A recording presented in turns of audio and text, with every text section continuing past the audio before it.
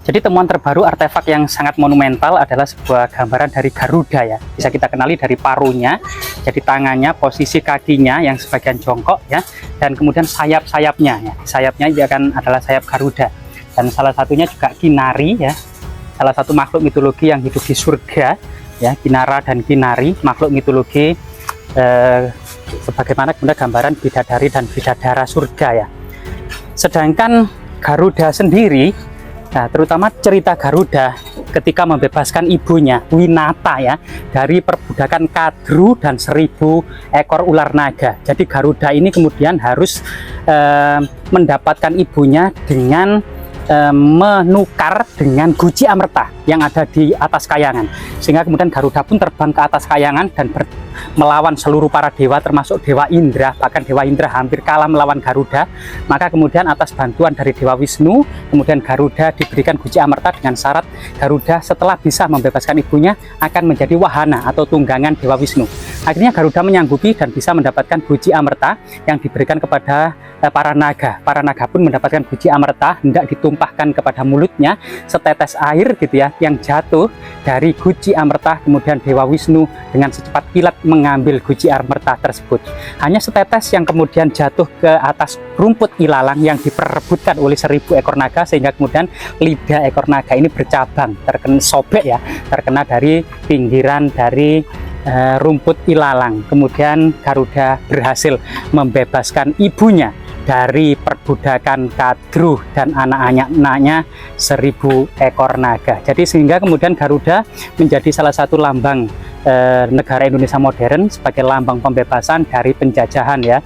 Kalau di masa filosofinya tradisi kuno, Garuda sendiri membebaskan ibunya dari perbudakan para naga.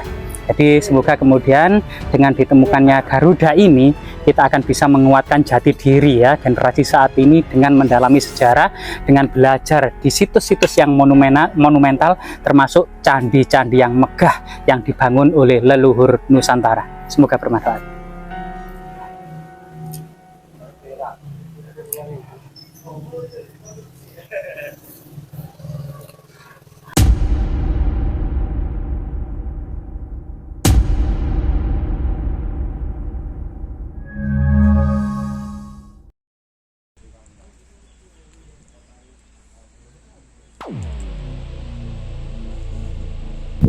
Ya, pemirsa, saat ini kita berada di pemakanan umum ya, secara tradisi. Assalamualaikum ya alal kubur, fa inna insyaallah bikum lahikun. Salam kepada seluruh ahli kubur, dalam waktu dekat maupun lama kita juga akan menyusul. Kali ini kita berada di sebuah makam umum yang ternyata di dalamnya ada candi yang megah pada masanya, yang saat ini dilakukan ekskavasi oleh Balai Pelestari Kebudayaan Jatim, BPK Jatim, bersama warga desa setempat.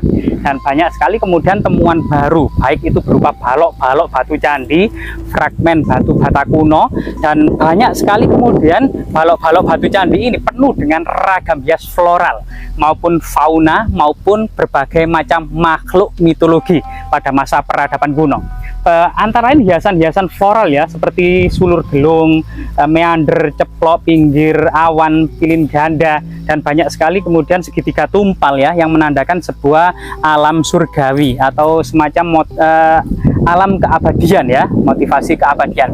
Dan di sini kemudian jika kita melihat bahwasanya lereng Gunung Penanggungan sebelah timur ini tidak banyak kemudian tinggalan monumental, namun ternyata kemudian tinggalan yang sangat-sangat besar ini kemudian baru saja kemudian diekskavasi kali ini, dan ini merupakan tinggalan-tinggalan meskipun pada masa kolonial Belanda ada beberapa catatan Belanda mengenai situs ini. Namun sampai sejak dulu pada masa kolonial sampai saat ini belum pernah dilakukan ekskavasi secara komprehensif, secara profesional oleh pihak terkait. Sehingga saat ini BPK Jatim, dan luar biasa sekali ya, ada semacam kepedulian dari pemerintah daerah Kabupaten Pasuruan sudah mengucurkan dana dalam ekskavasi kali ini. Dan ini sesuatu yang sangat luar biasa sekali.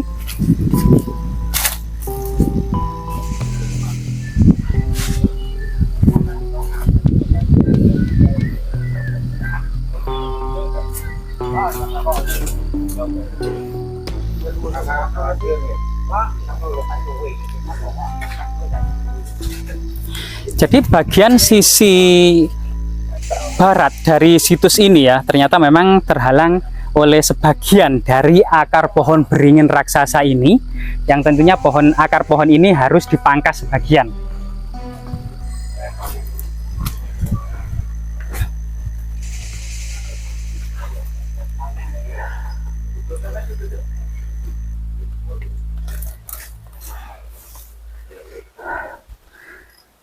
Sedangkan bagaimana dan seperti apa temuan-temuan terbaru untuk ekskavasi kali ini?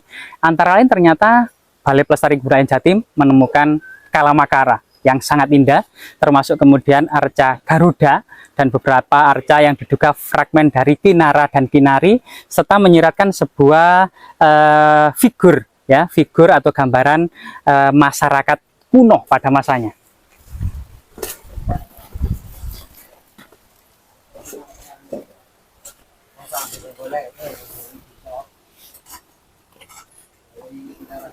Di ini ada kemungkinan figur wanita dengan kain yang berlipat-lipat ya, yang menandakan sebuah kemakmuran di masa lalu ya.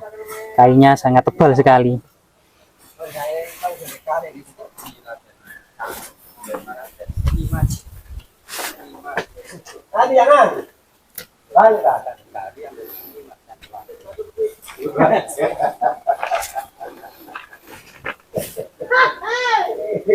Nah, di sini adalah kala ya, atau kalamakara. Jadi biasanya berada di ambang pintu masuk dari sebuah bangunan candi. Kala sendiri juga lambang waktu, yang artinya jika memasuki waktu tidak bisa kembali lagi.